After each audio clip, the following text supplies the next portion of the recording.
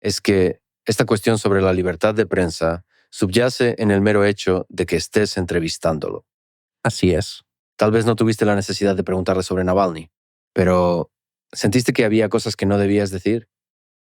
¿Quieres que te responda honestamente? La realidad es que no sentí ni una pizca de preocupación en los 8 días que estuve en esa ciudad. De verdad no me sentí incómodo. En realidad soy una persona con un gran poder de intuición. Entonces confío en eso y tomo mis decisiones basándome en cómo me siento y en mis instintos. Y no lo sentí en absoluto. Pero antes de que me fuera, mis abogados, que dicho sea de paso, son una de las firmas de abogados más grandes del mundo, me dijeron que si lo hacía el gobierno de Estados Unidos me podía arrestar por violación de sanciones. Entonces, les dije que no reconocía la legitimidad de eso en realidad porque soy estadounidense y viví aquí toda mi vida. Me resultaba tan indignante que estaba feliz de hacerlo. Y aceptaría correr el riesgo porque rechazaba totalmente la premisa. Soy estadounidense y debería poder hablar con quien quiera, y tengo el derecho de ejercer esa libertad con la que nací. Les di un sermón sobre eso, y ellos decían que solo hacían su trabajo. Pero, honestamente, iré al grano. No sé cuál es tu experiencia con los abogados, pero me costó miles de dólares obtener una conclusión como esa. Enviaron a un montón de sus asociados o algo así, pusieron a varias personas a trabajar en esta cuestión. Revisaron muchos precedentes y creo que me enviaron un memorando de 10 páginas sobre ello. Y la única conclusión que pudieron sacar fue que no debía hacerlo. Realmente me enfureció mucho. Y mientras les daba un sermón, me llama el abogado que dirige la firma y me dice, mira, dependerá de las preguntas que le hagas a Putin. Si te notan demasiado amable con él, podrías ser arrestado cuando regreses. Y yo le dije que estaba describiendo un país fascista.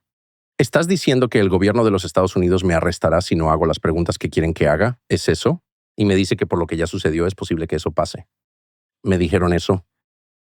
Eso fue lo que sucedió. ¿Entonces no te importaba que te arresten en Moscú o aquí cuando regresaras? Es que no pensé ni por un segundo que eso pasaría. No hablo ruso. Nunca había estado allí antes. Todo acerca de la cultura era completamente nuevo para mí. Y ya sabes, a veces la ignorancia es dicha. Cuando no tienes ni idea de lo que está pasando, no te preocupas por nada. Me suele pasar eso.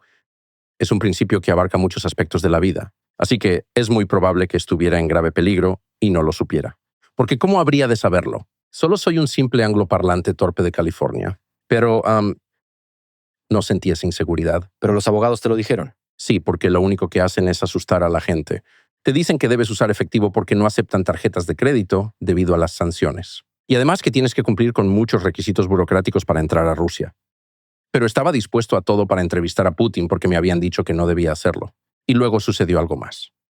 Estaba siendo vigilado por el gobierno de Estados Unidos, de una manera demasiado intensa. Y esto salió a la luz. La Agencia de Seguridad Nacional admitió hace un par de años que estaban en mi cuenta de Signal. Y luego filtraron la noticia al New York Times, justo antes de que me fuera. Y lo sé porque 2 reporteros de The New York Times, uno de los cuales de hecho me agrada mucho, se enteraron de que me iba y llamaron a otras personas para avisarles. Y yo no se lo había dicho a nadie. Solo lo sabía mi esposa y 2 productores, eso era todo. Era evidente que esa información se las dio el gobierno. Luego viajé y quería ver a Snowden, a quien admiro. Tenemos un amigo en común que me envió un mensaje para que vaya a ver a Snowden, pero me dijo que él no quería que se supiera del encuentro. De todas maneras, yo quería cenar con él, así que comimos algo en mi habitación del hotel, en el Four Seasons de Moscú. Quise convencerlo de hacerle una entrevista y grabarla con mi iPhone.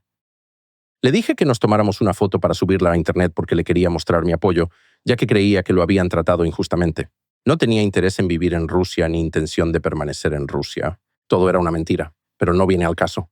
Y me dijo respetuosamente que prefería que nadie supiera que nos habíamos encontrado. Y acepté. La única razón por la que te estoy diciendo esto es porque en ese momento no se lo dije a nadie. Tampoco se lo conté por mensaje a ninguna persona, excepto a él. Pero luego, la plataforma Semafor publicó una noticia diciendo, mejor dicho, reportando, información que las agencias de inteligencia de Estados Unidos filtraron en mi contra usando dinero a mi nombre, en lo que se supone es un país libre. Y publicaron un artículo diciendo que me había reunido con Snowden, como si fuera un crimen. Mi interés está en Estados Unidos y en preservar nuestras libertades, que son las libertades con las que me crié. Entonces, si tienes un medio de comunicación que en lugar de informar independientemente, actúa como empleado del Estado de Seguridad Nacional, no tienes un país libre. Y eso sucede hoy.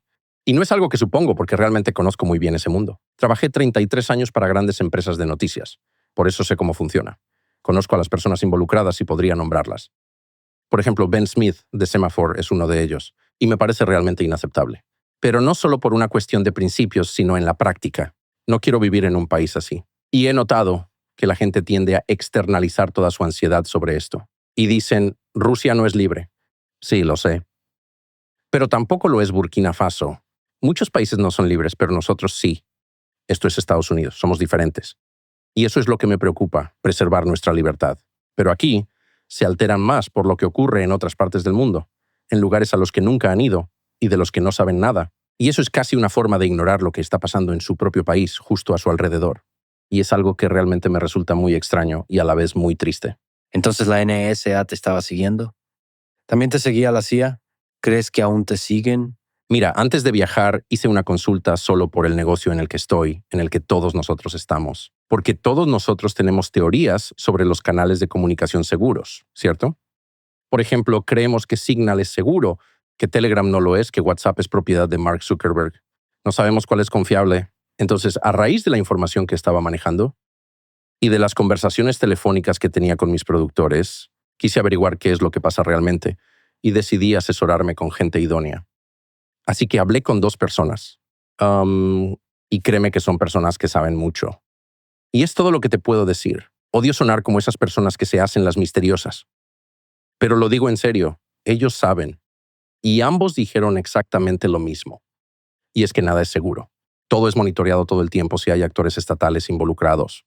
Quiero decir, es probable que puedas evitar que la mafia malaya lea tus mensajes, pero no podrás evitar que los grandes servicios de inteligencia lean tus mensajes o escuchen tus llamadas. Así que esa fue la conclusión firme de estas 2 personas que tienen décadas de experiencia en el tema. Entonces dije, no me importa. No enviaré muchas fotos mías desnudo a nadie. No muchas, solo algunas. Tengo 54 años, amigo, no tengo nada para enviar. Pero volviendo al tema, decidí emprender este viaje con 3 personas con las que trabajo, a quienes quiero y con quienes he recorrido el mundo durante muchos años. Además son personas a las que conozco muy bien. Todos tienen varios teléfonos. Yo iba a dejar mi otro teléfono en Nueva York para desviar la atención, pero al final decidí que no me importaba nada de eso. Y admito que en ese momento me molestó no tener privacidad, porque la privacidad es un requisito para la libertad. Pero no hice nada, así que tengo el mismo teléfono celular vigilado. De todas maneras, intento cambiarlo de vez en cuando. Porque no sé si sabías esto que voy a decirte. Si llegas a tener demasiado software espía en tu teléfono, se te arruina la batería. Y lo digo en serio, se gasta. Resulta que hace 5 o 6 años fuimos a Corea del Norte y mi teléfono comenzó a volverse loco. Así que hablé con alguien del Consejo de Seguridad Nacional que me llamó para hablar de esto. Él sabía que mi teléfono estaba siendo vigilado por el gobierno de Corea del Sur, y yo no entendía por qué el gobierno de Corea del Sur haría algo así. Pero querían más información, porque pensaron que yo hablaría con Trump. Entonces fue fácil darme cuenta porque la batería se agotaba en como 45 minutos. Son cosas que pasan. Esa es la desventaja. En conclusión, sigues cambiando de teléfono, tratando de conseguir uno con mejor batería. Sí, pero intento no hacerlo tan seguido. Soy un poco cabeza dura y muchas veces me cuesta ceder. No me gusta gastar $1,000 en esa maldita corporación de Apple tan seguido, pero sí, lo hago. Me cuentas esto un poco a la ligera, pero en realidad es preocupante que como periodista te puedan rastrear. Filtraron la información a Semaphore y también al New York Times. Mira, la realidad es que tengo que aguantar todo ese tipo de cosas, porque no hay nada que pueda hacer al respecto. Pero probablemente no me enojaría de forma activa ni haría un gran problema por ser vigilado. Porque ya soy una persona mayor y de hecho pago mis impuestos, no estoy teniendo una aventura con mi maquilladora ni nada de eso, así que no me importa mucho. Pero que estén filtrando información en mi contra y que los servicios de inteligencia de Estados Unidos se involucren activamente en la política y los medios, eso es inaceptable. Eso va en contra de la democracia y es injustificable. Sin embargo, NBC News, Candy Lanyan y los demás lo defenderán. Y por cierto, no solo NBC News, también pasaría con los canales supuestamente conservadores. Ellos lo defenderían y es indefendible. Porque no puede haber democracia si los servicios de inteligencia siempre están manipulando las elecciones y la información. Punto. Entonces realmente no tenías miedo. Tu abogado te dijo que tengas cuidado con las preguntas que ibas a hacerle. Pero a ti eso no te importó.